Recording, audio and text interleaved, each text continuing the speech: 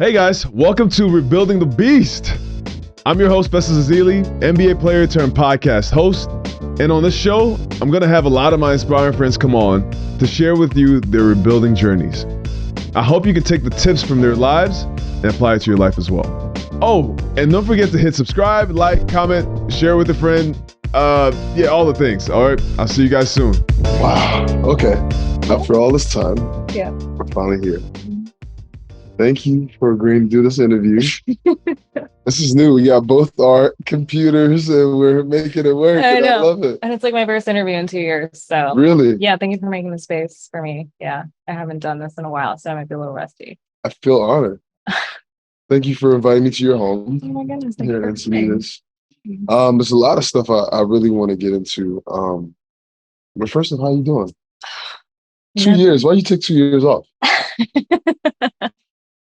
I'm great. I got pregnant, had a baby. He's 13 months now. So that's been the last 2 years of my life. Mom life. How is that? How is that different? How has that helped? How has that changed your life? Oh, we're getting right into it. Okay. How's mom life changed my life? Everything has changed. First of all, I feel so blessed and have so much gratitude. I've never had more gratitude in my life.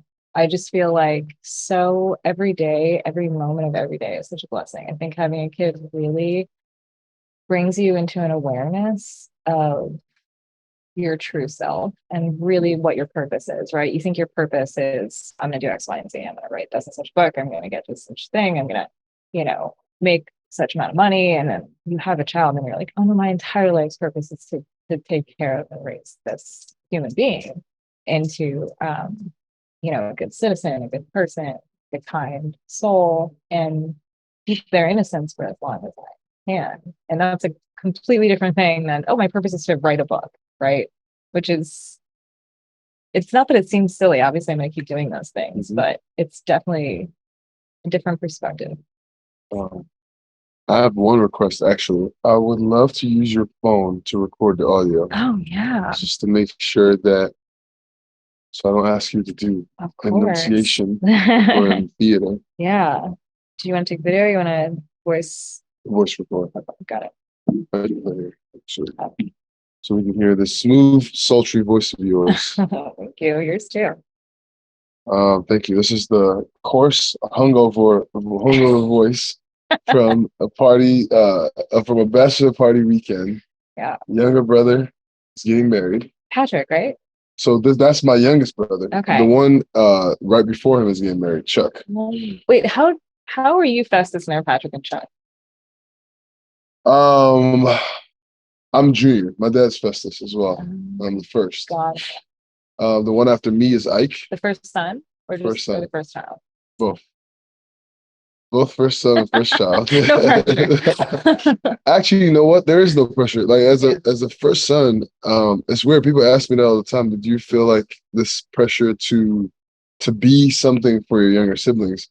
And I say I have the best siblings in the world, first of all. And they inspired. Oh, they're amazing. But they also inspired me to keep pushing. Like, we talk about, rebuilding the beast is about the ways that you're able to keep evolving and changing and fighting through challenges. They are my why. They're the thing that keeps me pushing when I feel like I can't go anymore. I realize they're watching me. It's not pressure, it's actually inspiration. It's like, man, like I gotta be better. And even when I feel like I don't have the strength, my siblings also give me strength, right? Like I have all these bands, like each one of my siblings is giving me most of these bands. And one of them, my favorite ones, they're actually washed off now. And they used to have these inspiring quotes my sister gave me. And it was like, even when you feel like you don't have anything left, you still have so much more. And you're better than what you were yesterday. And it's really cool to have people that push me like that and their family. Yeah. Do you have people like that in your life that inspire you and push you? Yeah, of course I do. Yeah, I do. This is our way of giving them a shout out. Right. Yeah. It's interesting because because I don't have siblings and I have a very small family, I've had to really create that for myself. Right. And so, yeah, my family is a huge, huge, like they're so proud of me, and they're a huge part of the reason why I am who I am. My son now is, I mean, everything that you just said resonated so much. Obviously, he can't tell me that he's proud, but it gives me a reason to show up and do better every single day. I've got great friends, great community. I've just built like a really, I was really thinking the other day about how I moved out here, knowing no one, with nothing, and thinking about like the incredible tribe and community that I currently have. And like I said, I mean, I'm sure I'm going to say the word gratitude 100 times, but it's really just brought me into so much gratitude about what you're able to create if you just have the right mindset, I think, going into every event in your life. Gratitude.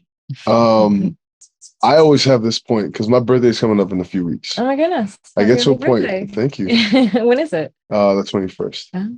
October 21st. And so I have this thing where before every new year, I start to reflect. And this is weeks in the making. I have this thing where I go on a walk and I reflect on childhood stuff, on, everything that I've been through that's led me to where I am today. That's kind of what we're going to do on this podcast with you. Yeah. But let's go to your childhood. Let's start at the beginning. Yeah. Yeah. Your childhood, which I know was tough and challenging. Yeah. I was reading that your grandparents at some point got sole custody of you at a young age. Yeah. How explain this whole scenario and what happened? Yeah. Obviously very blessed to have them, right? Not every child that was in my position has a family member that's willing to step in and say, yeah, we'll take a 6-7-year-old child for we don't know how long. But my mom struggled with drugs and alcohol, and I was an only child and she was a solo parent. And I think the stress of working 3 jobs and not having any, help and, being on welfare really got to her after a couple of years. And so by the time I was 5 or 6, she really started succumbing to those habits. And, she overdosed in front of me when I was 6, and she survived, but that definitely created a cascade of people realizing they had to step in. You said by the age of 5 or 6, you had seen your mom overdose several times. What kind of effect does that have on a young kid? Again, with this interview is going to be so much different than anyone I've ever done, because it's the first one since I've had my son, and the perspective of having a kid and thinking about yourself as a child going through that, it has given me, I mean, a completely new perspective on it. But it's something that I would never wish on anyone, but I'm very glad that I went through, because seeing that at such a young age kept me from doing anything that would ever lead me down that path. So at the same time that my mom was, succumbing to these demons, I was also teaching myself how to read and diving into, music. And I started to realize I loved musical instruments, and I loved art, and I loved words. And I think without having the feeling the need to escape, I never would have found those things that now are the foundation of who I am and have been such incredible therapy over the years. And so would I wish that experience on a child of ever having to see their mother, because really what it is you're witnessing your parent in pain, and I would never wish that on a child, but I'm very glad that I was given the tools to deal with it, that I've carried with me for the rest of my life. Do you remember it? There's a thing about the trauma brain sometimes where you don't remember much.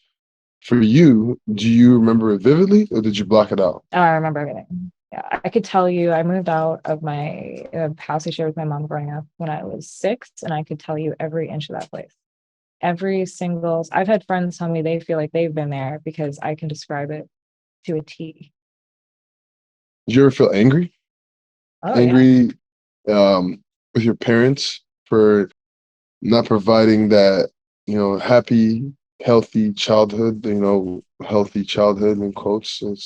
Yeah, for a long time. You go through life wondering, especially, well, I think it depends on where you grow up, right? But I grew up in a situation surrounded by other families where a lot of things were more normal, right? Especially in the first 5-6 years of life. A lot of people apparently, back then, less parents were getting divorced, but they certainly weren't getting divorced so early. So everyone's parents were together at that point, and they just nobody was struggling with these kinds of things, and so it was really hard for me to wrap my mind around for a long time. So yeah, I was angry, and I stayed angry for many years.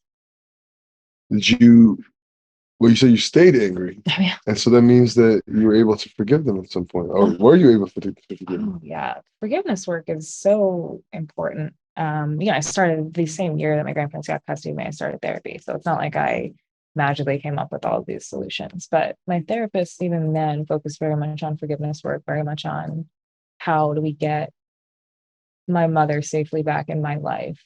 But to do that, I have to not hate her, right? So I think a lot of my life at this point has been focused on forgiveness. And I'm not really sure what that life lesson is, but I'm, again, really grateful for it.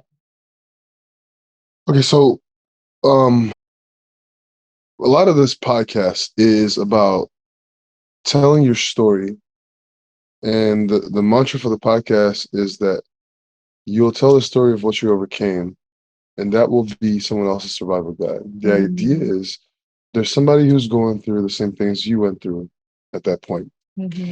And if they are struggling with a parent who is going through an addiction, what advice would you give a kid in that position?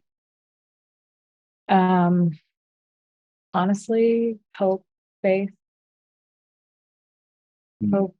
and finding things that feel like therapy to you.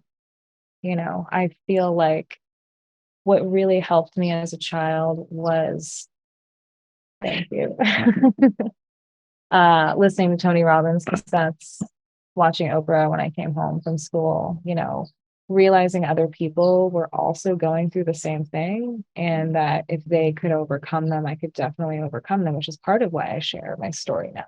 I went from literally nobody knowing that my mom struggled with drugs and alcohol, or a lot of other things that are in my books, to anyone who opens my book knowing, and not having to, but choosing to talk about it during interviews and things like that, in order to let people know that they're not alone and that other people went through this, and you can't see it on people's faces. There's so many people walking around in the world that were the children of drug addicts and alcoholics that are never going to tell you that. So I just want to be a safe space for people to go like, oh, okay, other people have gone through this too, and they're pretty normal. They're a little weird, but they're pretty normal, and they're using it to help people. So Your relationship with parents now? My grandma and I are best friends. My grandfather passed away in 2014 of cancer. My mom passed away in January. This year, yeah.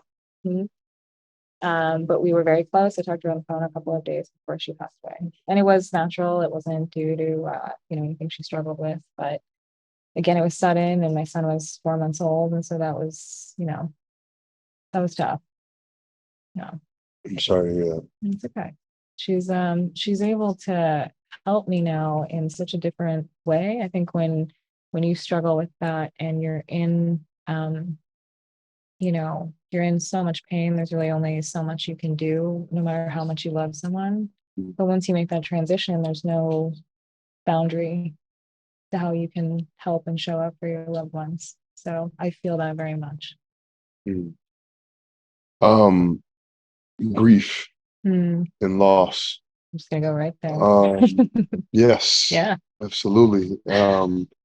Things that are probably, loss is one of the hardest things for us people, right? Especially when we lose people that we care about. Very heavy moment and topic is that sadly a friend of yours committed suicide. And at that point you were on, I think you said 12 different medications. Yeah. First off, I want to get into how you are introduced into medications yourself, especially given that you said that you saw your mom overdose and being on drugs and being addicted to drugs. How did you get to being on medications? And how you get to taking 12 of them at the same time, and then adding 2 more, Xanax and Valium, after your friend passes? So starting with how I got on. So I thought really when I got on, it was very early because I was 12. But so many children are being put on drugs at 5, 6 years old, the same kind of drugs that I was put on. And I don't believe at that age you can consent, because I definitely never consented and said, yes, I consent to being on a pharmaceutical drug for the rest of my life. So my mother overdosed in front of me when I was 6. Then she got better, and then she was sober for 2 years, and then she relapsed again when I was 12. And I witnessed that relapse. I had to tell my family about that relapse. That relapse happened when my grandparents were out of town.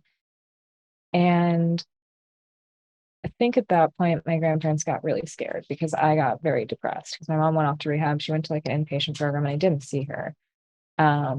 And they took me to a psychiatrist. And a psychiatrist, especially a child psychiatrist's job, is to put children on drugs. So that's what he did. He put me on a mood stabilizer as a precaution.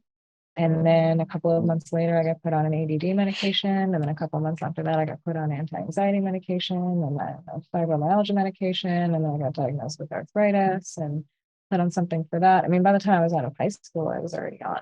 Yeah, arthritis in high school. Yeah, but that's a side effect. I was going to ask because that doesn't feel like that's not a normal thing for a kid in high school to have. No, it's a side effect of the other drugs that I was on. They're very inflammatory. So, you start to have all these other side effects and then they medicate the side effects. And that's how you end up on 12 different drugs in 12 years, I started at 12 and I came off at 24. And so, about a drug a year. And it makes sense. I mean, I remember times I got put on 4 or 5 different drugs in a month. So it's insane because we talk about this stuff all the time and you hear people saying like, big pharma and all these things, which I don't fully understand all the political conversations people have with that. But I'll say that it's really interesting to take medicine and try to solve one thing. And then so you solved one thing with the medicine, but then it creates a whole nother problem that you then have to take another drug to solve. Yeah. Are you really solving anything? I think is the question. And at what cost if there's another alternative? So you decide to, at some point, okay, well, tell me about adding Xanax and Valium to all of this. No, but is this the numb? Is this the cope? Is this the numb the reality? What is the purpose of that? I think it is, and I think a lot of, speaking of the pharmaceutical companies, it's not even about like, are they helping, right? You're like, you take something to help. It's like, is it helping? Because look at the numbers, right? When I published my first book, so that was 2016, they were already selling, Walgreens alone sold 990 million prescription drugs in 1 year, which is 3 drugs for every man, woman, and child in this country. And that's just one pharmacy. So how can it be helping if multiple people are on multiple different drugs for obviously extended periods of time? Like, are we actually helping anybody? And I think that's the point that I got to, is like, this is not helping me. Like, I want to feel good and I feel like crap. So I think and a lot of people are getting that breaking point, but they don't know that there's a solution.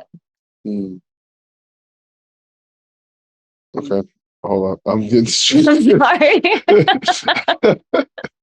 I don't be bad inside. Okay, for people who are listening, we are sitting outside in San Diego. It's such a beautiful, beautiful place. This is one of my first interviews doing it outside of the studio. And there's like life stuff happening outside, right? There's wind, there's bugs, there's all the things, but we're keeping it real with you guys. So but I needed to have this conversation with you. I've been wanting to have this conversation with you for a long time.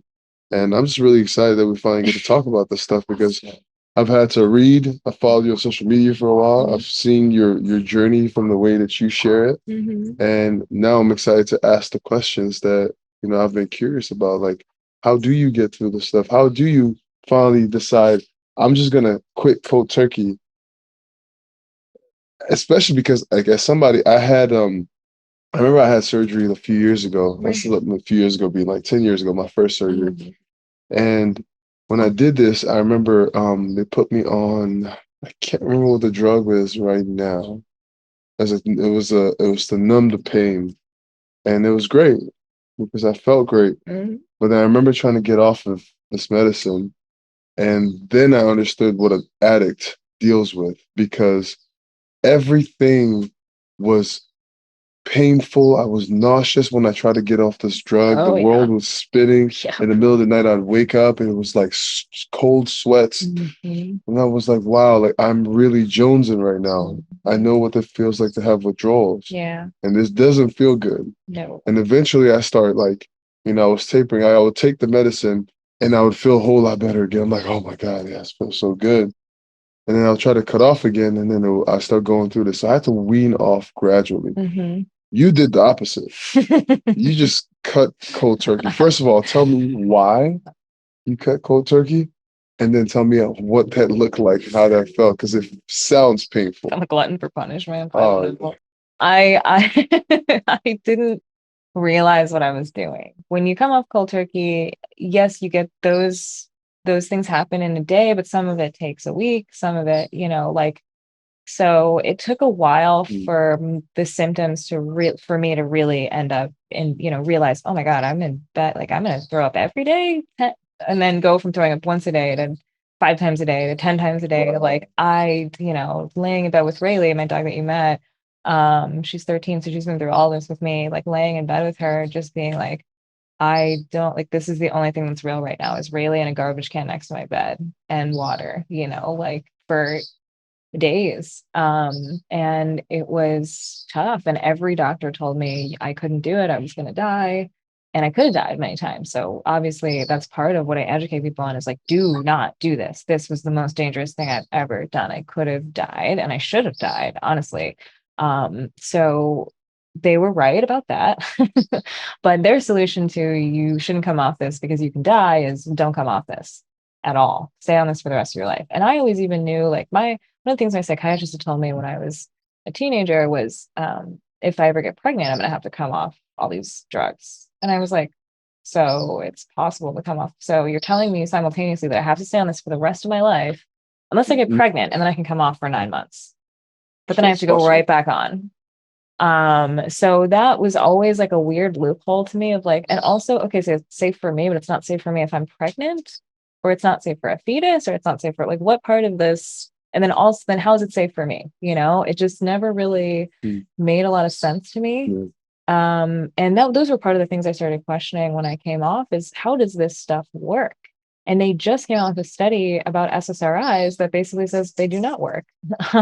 They don't actually up your serotonin reuptake inhibitor. They don't boost your mood, they do what they say they're going to do, but boosting your serotonin doesn't necessarily make you a happier, more well-rounded person who can deal with their life. What's the day you're speaking of too, by the way? You said like how do these help? So what medicines are you talking about? That specifically that I was just referencing is an antidepressant. So SSRIs are serotonin reuptake inhibitors. They're supposed to help you with depression, but there's been many, many studies that just claim that they don't. And I never felt anything. I mean, you said that when you were on pain medication, it worked. So when I was on pain medication, it did not work. I am opiate intolerant. I would just get sick and I would still be in pain. So, what is the solution? I was always terrified of childbirth because I was like, drugs don't work on me. An epidural might not do anything. Pitocin might not do like these drugs might not do what they're supposed to do. And then I have to deliver a child naturally anyway, which is kind of funny because I ended up having a natural delivery medication free with my son anyway. But that was always such a fear of like, some people are opiate intolerant and the stuff just doesn't even work on them. And doctors would prescribe it for me anyway. How was the pain? Natural birth. How was the pain of natural birth? I don't know how you can quantify it, but I'm sure that there's women who are asking that question and they're wanting to go that route without using medicines or using drugs.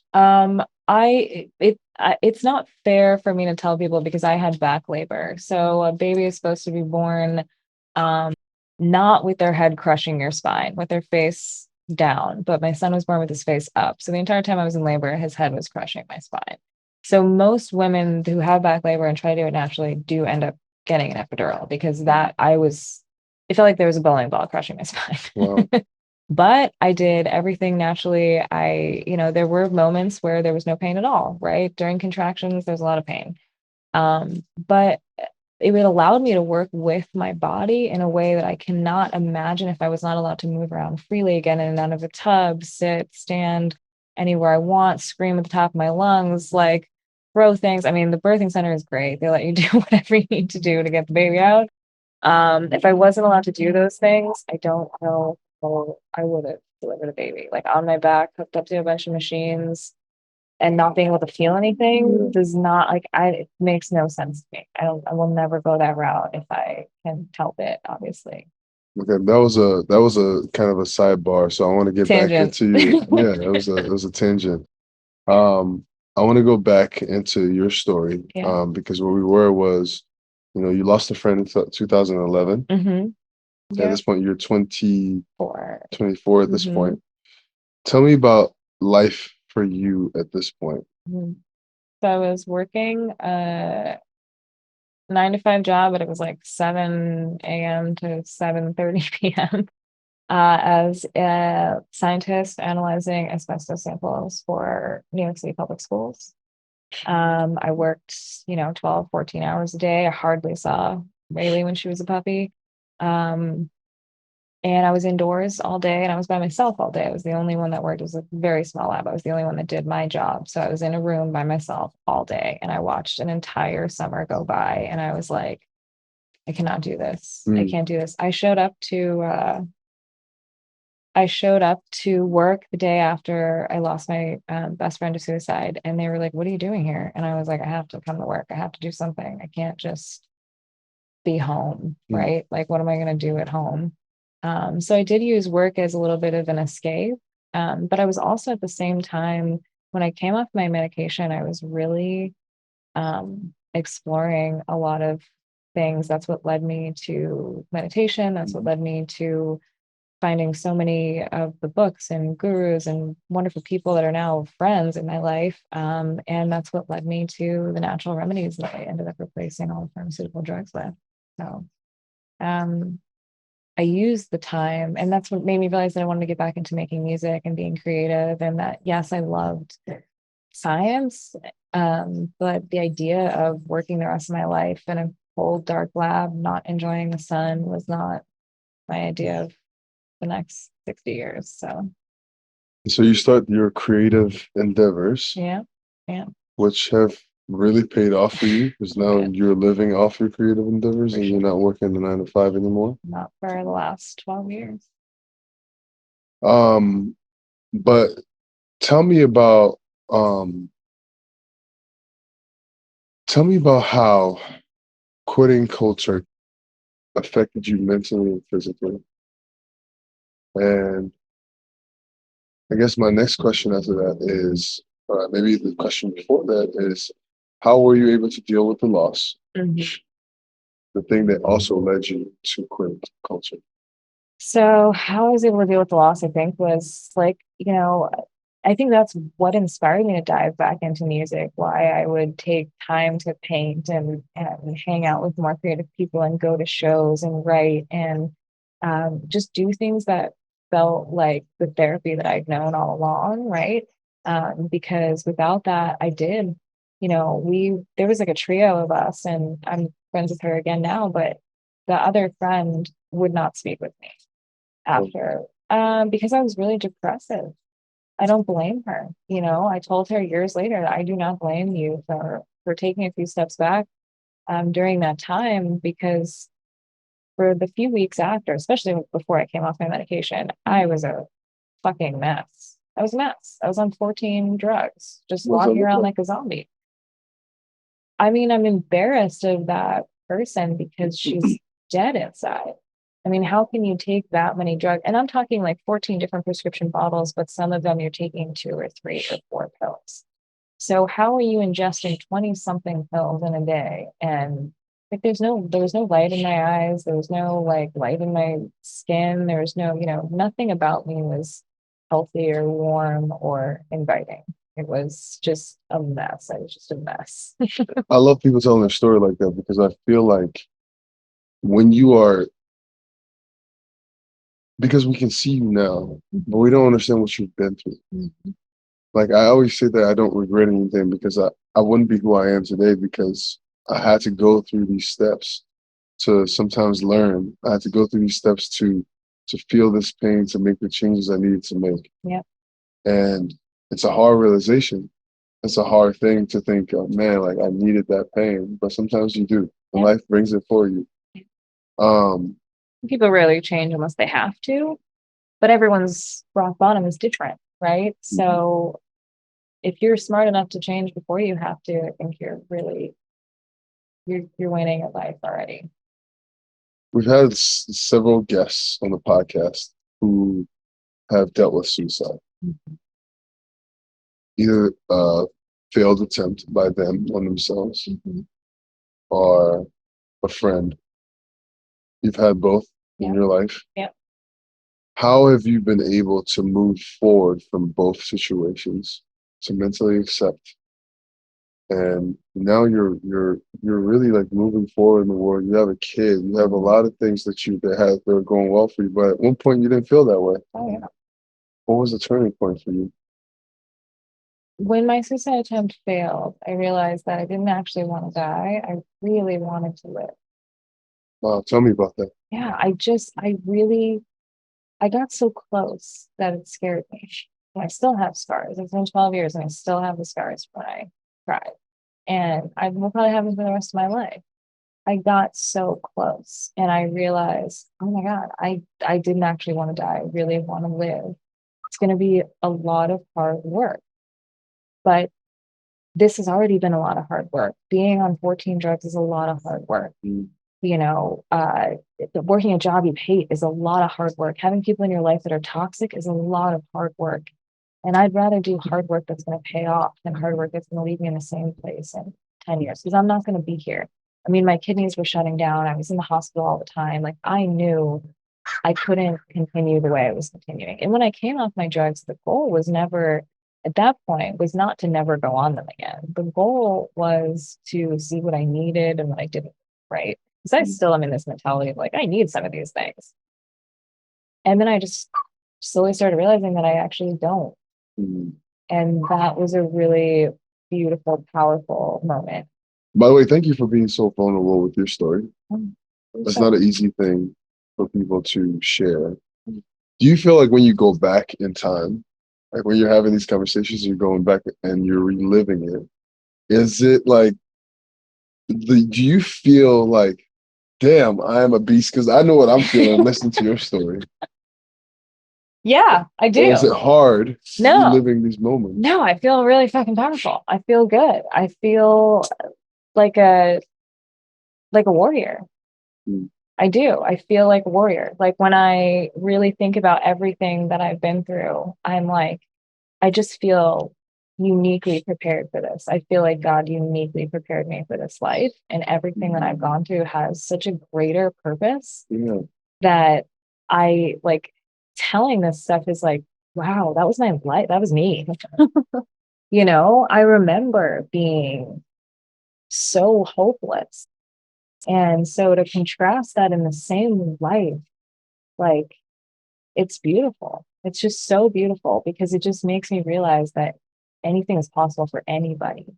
And I think the people who grow up with the least end up wanting and sometimes achieving the most. Man, that's very real. I came to this country at 14 years old with pretty much a backpack and like a bag with some clothes. So You know what I mean? incredible. And it's crazy because that also gave me a drive to be and to do and just to continue to keep pushing. Do you feel like coming from where you came from, especially with a 9 to 5 job, right? Like you're like, I'm doing this thing that doesn't really speak to me. Yeah. Oh, and I'd Did done that- so many things. I mean, I'd been working since I was 14 and I'd never worked a job that I actually liked.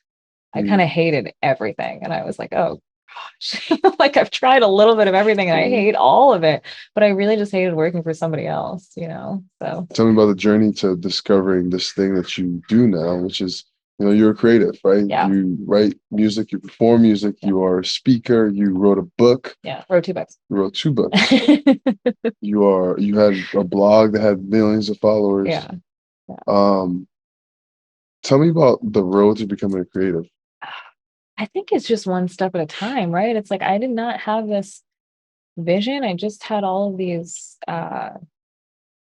gifts, they're gifts, and it's a shame when you don't use them. And I think I just started to really realize that when I used them, I felt really good. Mm. And then when I put them out into the world, they made other people feel really good. And that's the best feeling that there is. I mean, that's purpose, right? Like when you start to realize that, okay, I don't just like singing in the shower or writing songs for myself. Like, So you're saying that the singing I do in the shower, but I really like my voice right now from this hangover. So the I don't know. extra raspiness is really Yeah, no. for you. So you're saying that my singing in the shower, I can turn it into being a creative? For sure. Like, what was it? What did you see? Somebody said to me once, they said, your gift is what you're made for, or how does it go? It said it's like purpose is what you're made for, your gift is what you're paid for.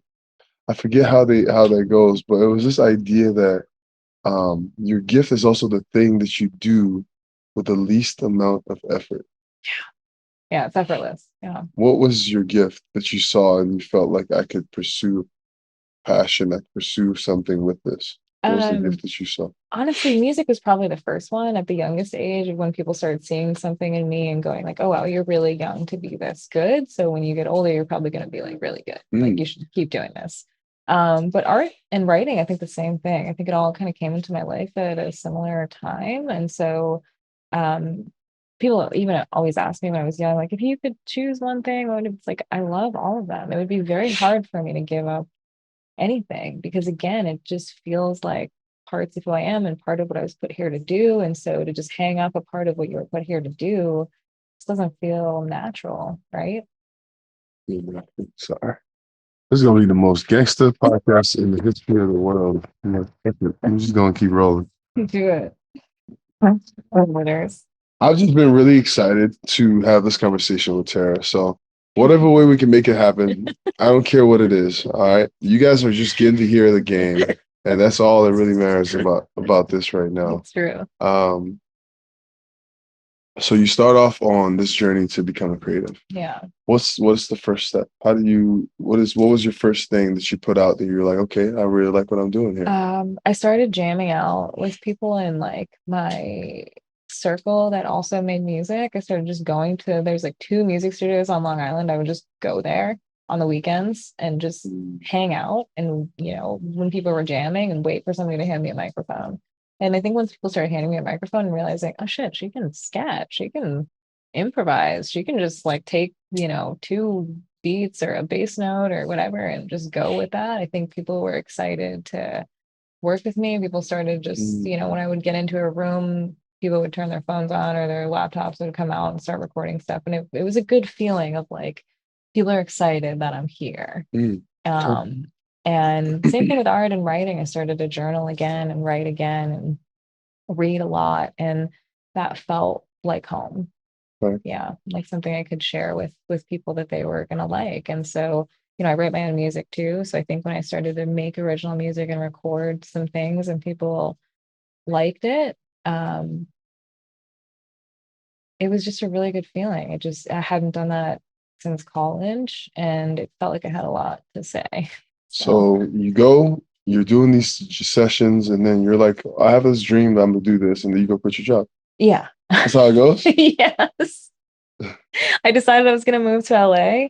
The person I started doing music with was like, he had just moved out to New York from LA. I was in New York at the time. He just moved out to New York from LA. He was like, New York sucks. Winter's coming. I gotta get the F out of here. I'm moving back to California. Do you want to come with me? I'd never been to LA, never been to California, never road tripped, never really left the East Coast. And I was like, I looked at you just reminded me of this story. I really had not thought about it in a long time. I looked up some houses on Craigslist, or apartments on Craigslist in LA, and I reached out to exactly 2 of them.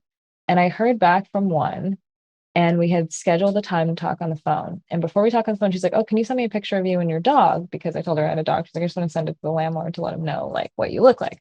So I sent her a picture. Oh my God, this is when things really started aligning for me. And it's probably like 2 minutes before our call, and she sends me a text and she goes, "I know you." Now, nobody, this is 2011. I don't know anyone. I know like the people that I went to school with and the people in my town I grew up in. Like that's all I know. I know maybe 100 people. And she's like, "I know you." And I'm like, "You don't know me. There's no way you know me."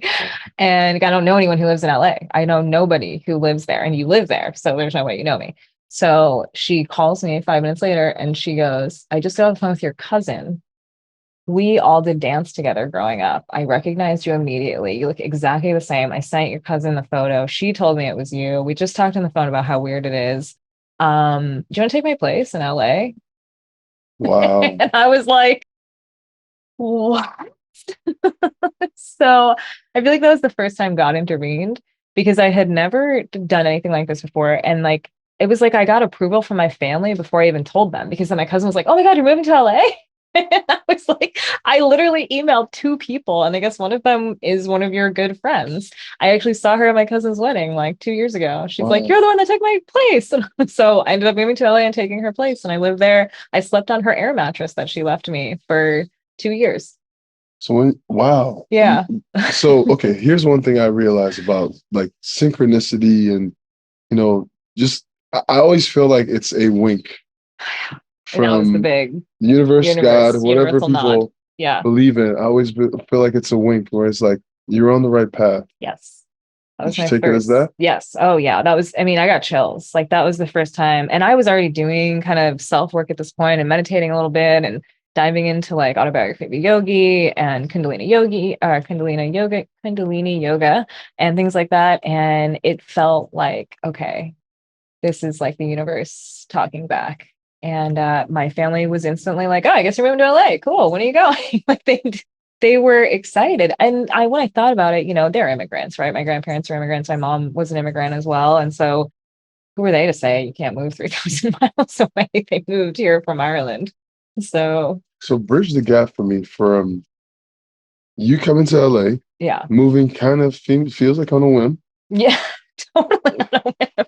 I moved out here with $300 to my name, just enough money to put, because it cost me about $300 in gas. I was also dating myself. So I was like, okay, just enough money to put gas in the car and drive her back around and go back home if I have to. But it was wild, right? Like a couple of weeks before I moved out here, I had known someone who mentioned me to someone who mentioned me to someone else who contacted me randomly to be like on their website they were starting, and then they ended up knowing literally everyone in LA, and they were the first person that I got dinner with when I came out here. They were like wonderful. LA can be a super sketchy place, right? They were wonderful. They were married. They wanted nothing from me. They just heard great things from somebody that I knew when I modeled back in the day in New York, and they started introducing me to people immediately when I moved out here. And you can introduce people to people, but if they're not good people, it's not going to go anywhere. And so I think it just showed me that, oh, people want me around. Like, I'm getting invited to parties, and then I'm getting invited to dinners, and then I'm like, it's the networking happened so quickly because I didn't want anything from anyone. I just moved out here eager and excited, and I just like I just want to make everyone's lives better and share what I'm going through. And I think people really saw that, and it paid off. So many people move to LA and are just sketchy, or they socially climb, or they whatever. But I think if you really have good intentions, people know it instantly. So Tell me about the first time feeling like a success in this field. Ooh.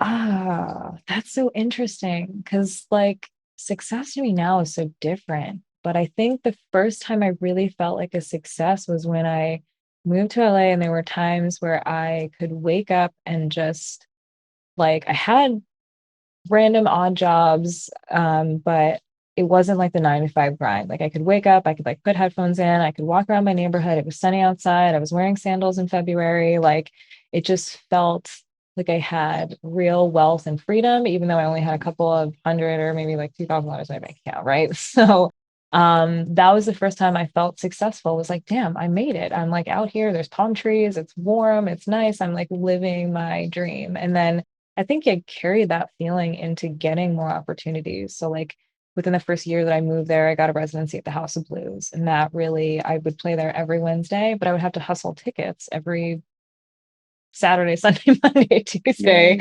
Thursday, Friday. So I would go to Venice Boulevard, on my times off, and I would hustle my tickets and hope the people who bought them showed up. But I didn't care because as long as you sold 50 tickets, you could play the show. So I would sell 50 tickets.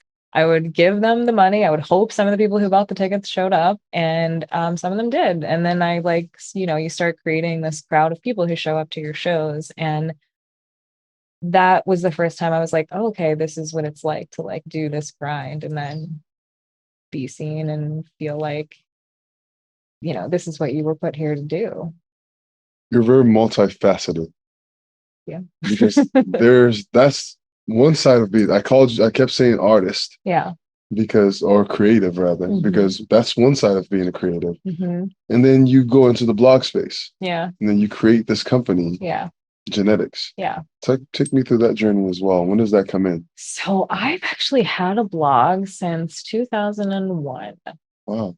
Since I was blogging during 9/11. So before then, so I was in New York City during the time I was 14 and started a blog on LiveJournal when I was 14, and then like kind of amassed a pretty good following on there for what that was at the time, whatever that meant. And then so when I transferred and started a new blog about my health journey and kind of the way I was transitioning in my life, I already had people who were interested, which was nice because I've been doing it for free for 10 years and I continue to do it for free, just on a different platform. And it's interesting that turned into my book deal completely organically. And so that's why I tell people, it's like, sometimes you gotta write for free for 20 years before somebody's going to recognize you, right? You can't just expect to write something once and somebody to be like, here's a book deal, So I wrote a lot of content for free for a very long time.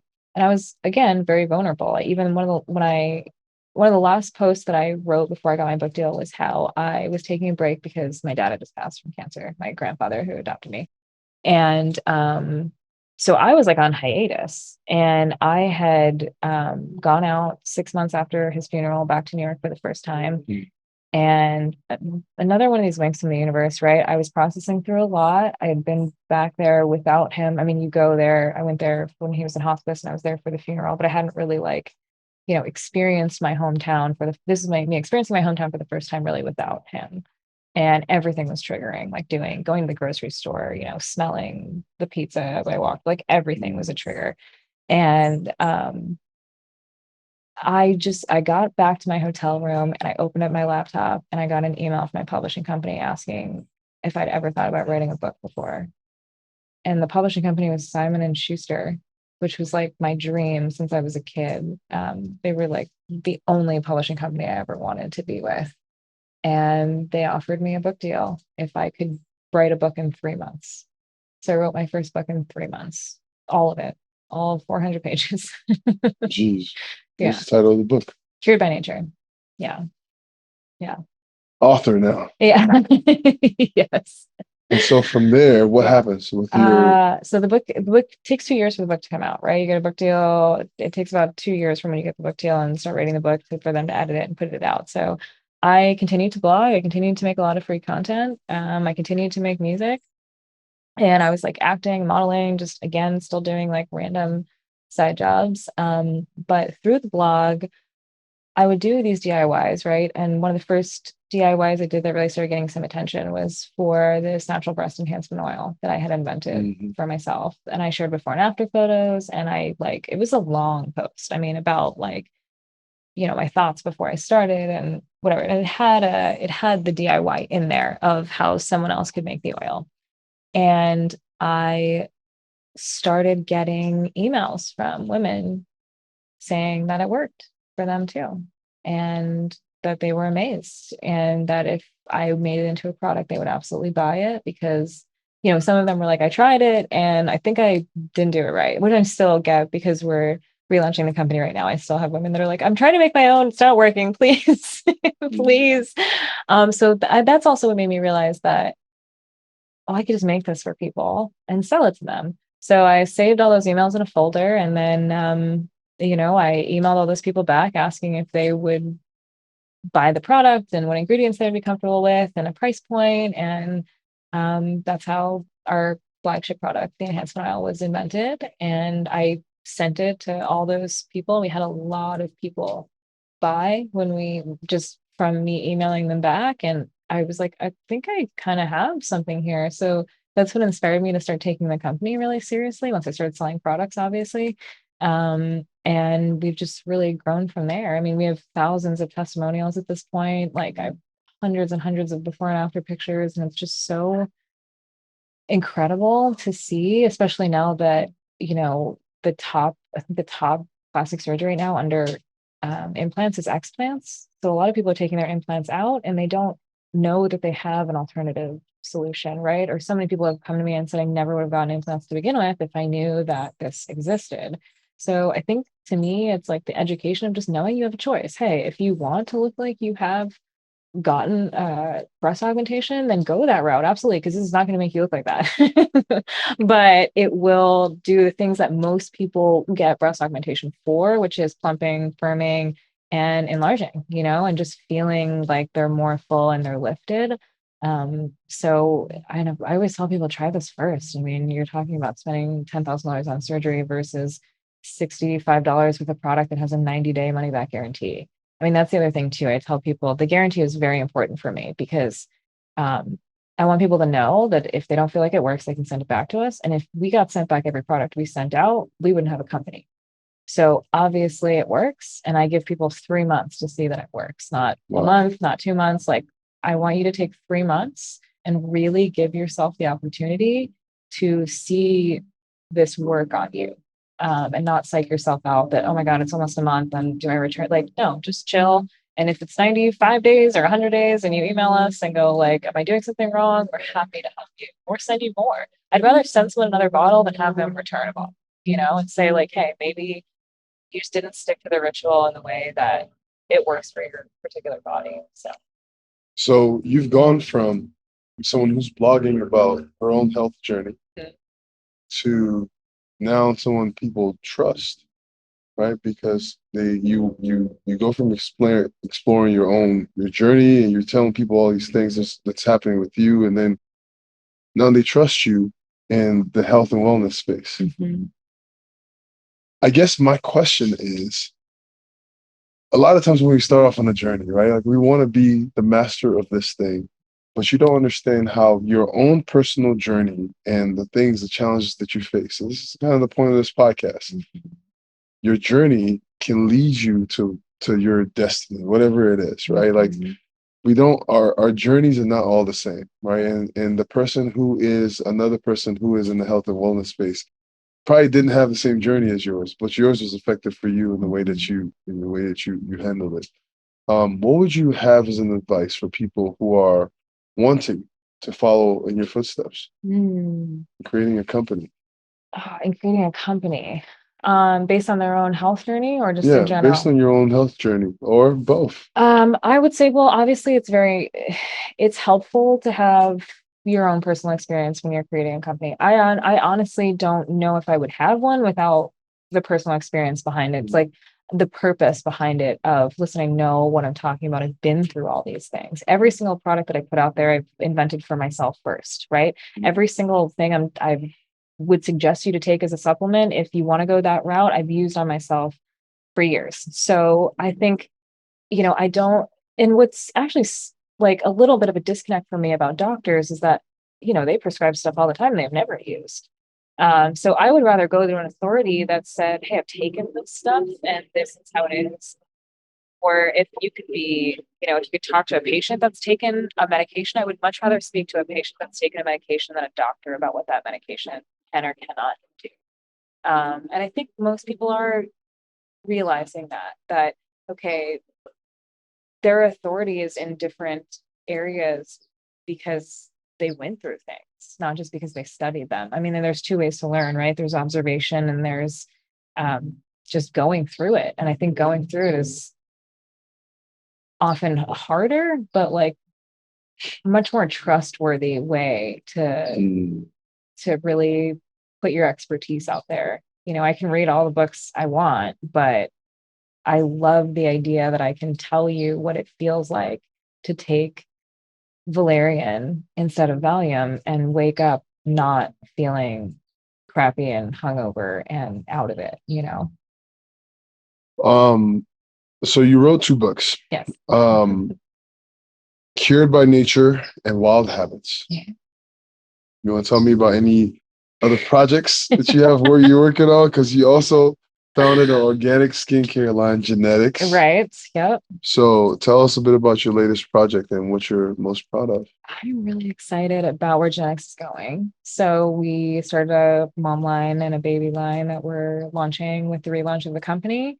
And so we'll have the enhancement oil, we have a lip serum, we've got 3 face serums, and then we'll have support oils for mothers for belly and body and nursing support, and then a baby skin oil. And then talk about using your journey, by the way. Right? Now you have a baby and now you're helping other moms. And I had to invent these things for myself too. And I have 0 stretch marks. And I really think a lot of it was being able to apply the right oils at the right times during the day. And I want to let other people know that, because you don't know until after you give birth what your skin really looks like. I'm gonna need some for my stretch marks, but mine is, from being a retired athlete. Working out less now than you used to. It's all right. We all go through it. I think it's just life. Like I wouldn't mind if I had them, right? Like I obviously have stretch marks at other places in my body. But I think it's just good to know that I'm pretty sure I did something to prevent them, because I lost enough weight that I really thought that something would be there. I know what I looked like when I was pregnant. So it's nice to be able to tell people that, yes, I have a solution for this that you can try if you want to. No pressure, but here's what I use and this is what I look like. I also have a men's line coming out, which I'm also really excited about. So that yeah, we need love too. Yeah, so, exactly. So you guys don't feel left out. Yeah. And so that when we do things like this, I have gifts for you. I already gave you some of, so. So of all these things that you're working on, what are you most proud of? My son. The one you did work hard on. I worked hard on that one. Why? Why am I the most proud of him? Yeah. Oh man, the journey to get here, the journey to solo parenthood, not something I would like to delve into detail, but let's just say a lot of forgiveness and love and hard work has been put into the last year of raising him on my own. And while that was my choice, it's also not an easy, you don't realize what it means as a first-time mom to choose to do something like this on your own. And I'm proud of him. I'm proud of both of us, honestly, of how, over the last year, I've been able to completely transform. I was reading some things that I wrote this time last year, and I was like, I remember her, but she's not me anymore. Like, I remember her and she was cute. I'm fond of her. She's adorable, but I'm not her. So, and that's a really good feeling too, because I think what used to really frustrate me in life was stagnation. That's why I hated that job. That's why I hated anything that made me feel like, 5 years from now, I'm going to be in the same place doing the same thing. Now I know I'm not. Actually, great segue. Leaving the great position at medical college in 2011 to pursue to really pursue this passion. What would be your advice for anyone who is contemplating switching careers, or wanting to make a big decision like that? Save. That would be my first advice. Save some money before you make a big leap. It's different now than it was, right? So I know it's much more difficult to get a job and much more difficult to keep a job than it was, 12 years ago. And I don't want to tell people to do something, give them advice that's a decade old. Right now, what I would do is I would save and I would do things in the interim that still made me feel alive, that were related to that passion or could help me in that passion. So if your passion is music, for instance, can you take a piano class on the weekend or a voice class on the weekend? Can you invest in, Pro Tools or a laptop or something that can really get you started, that will push you in that direction, that's cost effective, where you can still go to work and make the money so that one day you can quit and go be a superstar, like I would give people more practical advice than what I did, which was hope I was going to get unemployment, and then I didn't, and then make it work from there. So, because that was sketchy. You're now drug and medication free, and you've been that way for a decade now. 12 years. 12 years or more. Were there ever moments where you were worried that you would fall back into the cycle? In the beginning, yes. Beginning was hard. I mean, that's my second book, Wild Habits. Wild is an acronym. It stands for willingness, intuition, love, and discipline, which are the 4 ways that you form any new habit. And the reason that I wrote the book was because people were like, how the heck did you not go back on drugs? How did you not want to go back on drugs? Of course I want to go back on drugs. For 11 years, when I felt any uncomfortable feeling, I reached for an orange pill bottle.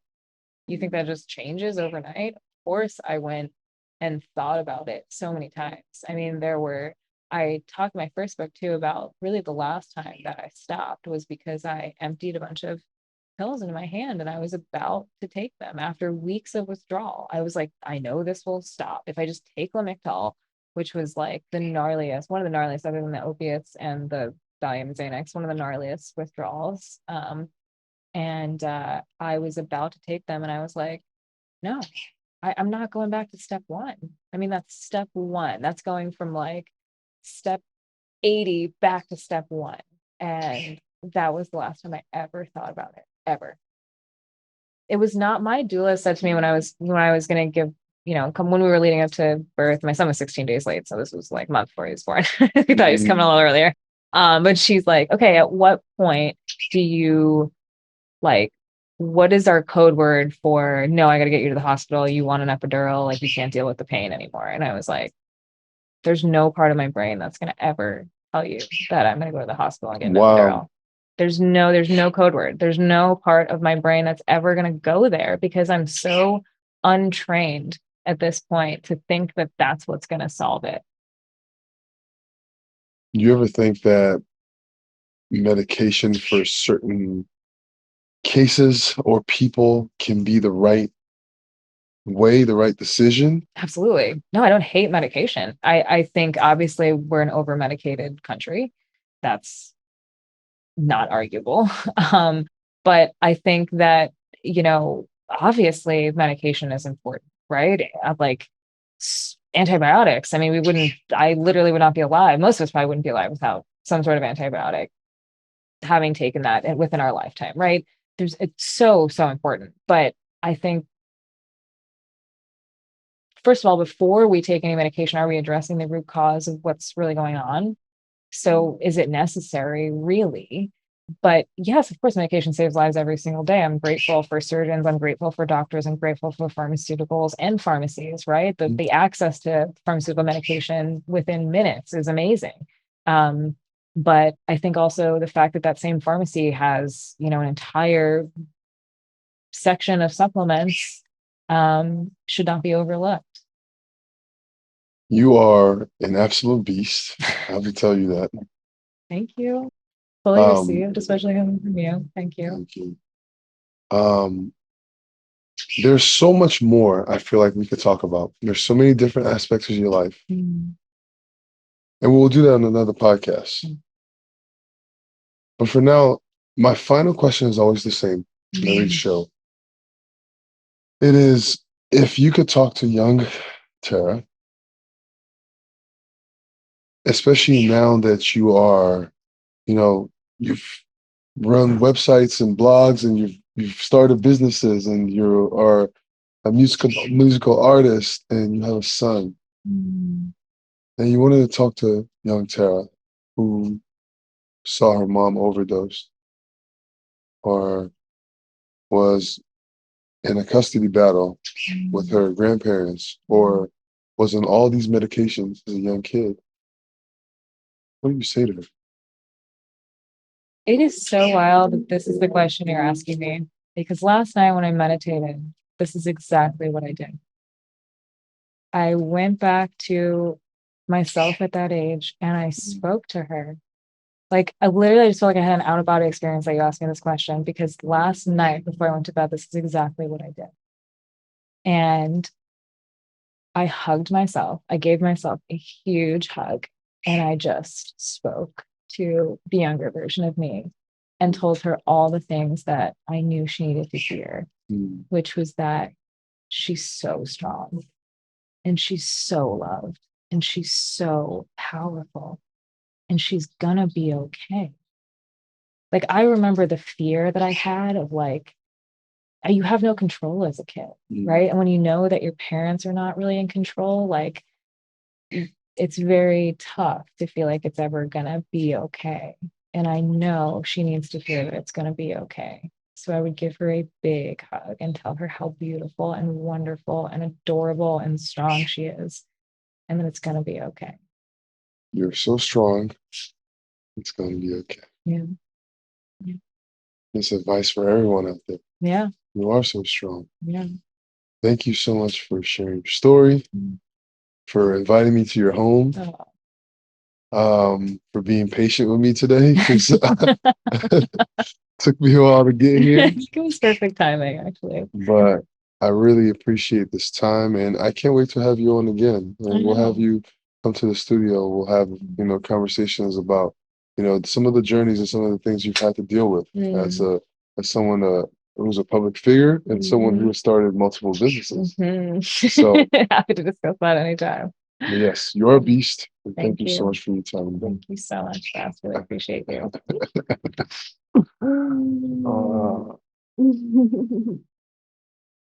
Oh, you have great hugs. Thank you. For building the beast. Hey, Bess is here. I hope you liked that episode. Don't forget to subscribe, like, comment, and here's some more episodes that you might like. On this end.